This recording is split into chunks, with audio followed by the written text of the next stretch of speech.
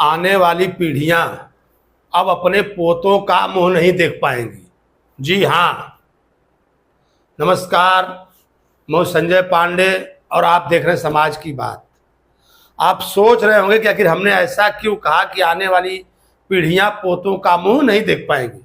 जी हाँ, अगर देखा जाए तो समाज में जो परिवर्तन हो रहे हैं, जिस तरह से शादी की उम्र, जो औसत उम्र है वो बढ़ती जा रही है। अगर देखा जाए तो कुछ राज्यों में, पहले दक्षिण के कुछ राज्य थे जहां पर औसत करीब करीब 30, 32, 34 तक शादियां हुआ करती थी, और अब यही हाल कमोवेश हर जगह हो गया। और उसका रीजन क्या है? उसका अगर रीजन देखा जाए तो उसका रीजन यह है कि आजकल सभी लोग सेटल होने के बाद शादी करना चाहते हैं, चाहे वो लड़के हो या लड़कियां। और लोग अपनी लड़कियों के लिए बर भी ऐसा ढूंढना शुरू कर दिए कि जो सेटल हो। तो अगर देखा जाए तो सेटल होने में एक समय लगता है, जबकि हमारे यहाँ पुराने समय में अगर देखा जाए तो आप ग्रंथों की बात करें या 4 आश्रमों की बात करें तो उस समय एक 25 वर्ष की आयु जो है ज्यादा से ज्यादा निश्चित की गई थी। बल्कि एक कवित थी, कवित यानी अगर देखा जाए तो ठेठ भाषा में लोग कविताएं कहा करते थे, तो उसमें एक कविता थी कि ब्याह की चाह उठे मन में तो 15, 20, 25 में कीजे, 30 भये पर खीस भये और 40, 50 में नाम न लीजे और 60 में आस जगह मन में तो अपना जूता अपने सर पर दीजिए। एक ऐसी कवित थी कि किस तरह से जो शादी की उम्र की बात की गई थी। तो कहीं ना कहीं अगर देखा जाए तो बदलते जमाने में जो ये बातें बदलने लगी, तो जो मेरा कहने का मतलब था, अगर आज कोई लड़का अगर 35 साल की उम्र में शादी करता है तो जब उसका बच्चा होगा, तो जब उसका बच्चा भी 35 में शादी करेगा तो इस जो अभी के दादा बनने वाले होंगे वो लगभग 70 साल।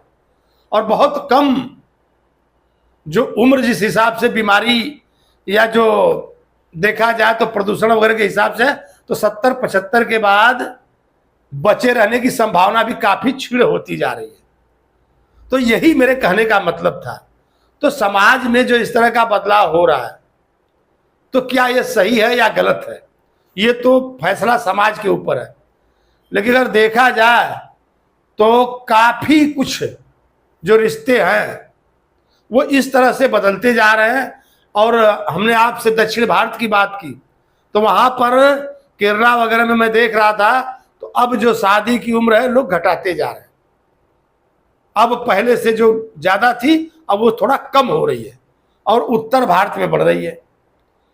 तो अगर आज के परिप्रेक्ष्य में देखा जाए तो क्या इस पर कोई एक जागरूकता लाने की जरूरत है? जो सेटल होने के बाद शादी की बात करने वाली जो समस्या खड़ी हुई, उसकी वजह से कहीं ना कहीं शहरीकरण भी हुआ। और ये समस्या अगर गांव में देखा जाए तो पहले संयुक्त परिवार हुआ करते थे, परिवार एकांकी होने लगे, और उसके साथ साथ लोग शहरों के तरफ उनका जो पलायन है वो शुरू हो गया।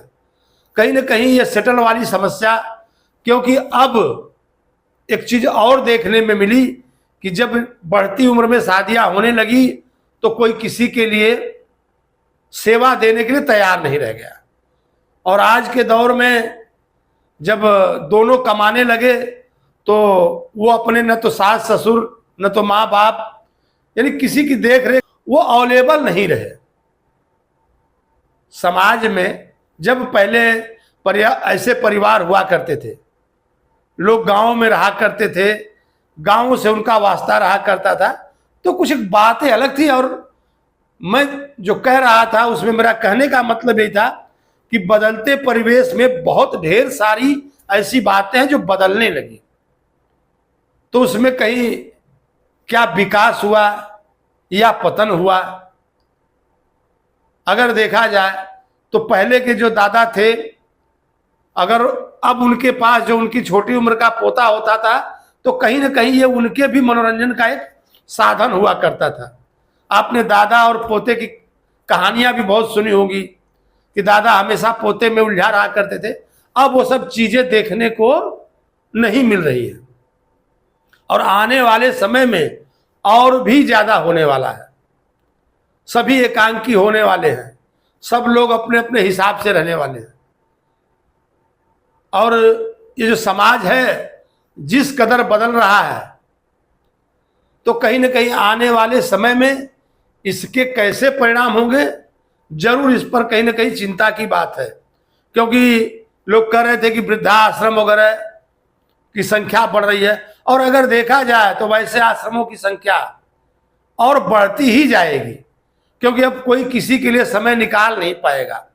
बस सिर्फ अपनी जिंदगी और उनका काम, उसके बाद किसी के लिए उनके पास समय नहीं बचेगा।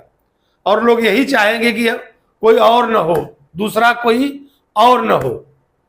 तो ये समाज में एक तरह की संयुक्त परिवारों के विघटन के बाद और गांवों से दूरियों के बाद और सेटल होने की समस्या के बाद ये सब जो समस्याएं उत्पन्न हो रही हैं, तो क्या हम विकास की तरफ बढ़ रहे हैं या कहीं ना कहीं हमारा नैतिक विनाश हो रहा है? इस पर आप सभी की क्या राय है? मैं अपने कमेंट बॉक्स में आप सभी की राय जरूर चाहूंगा। फिर मैं अगले वीडियो में मिलूंगा, तब तक के लिए धन्यवाद।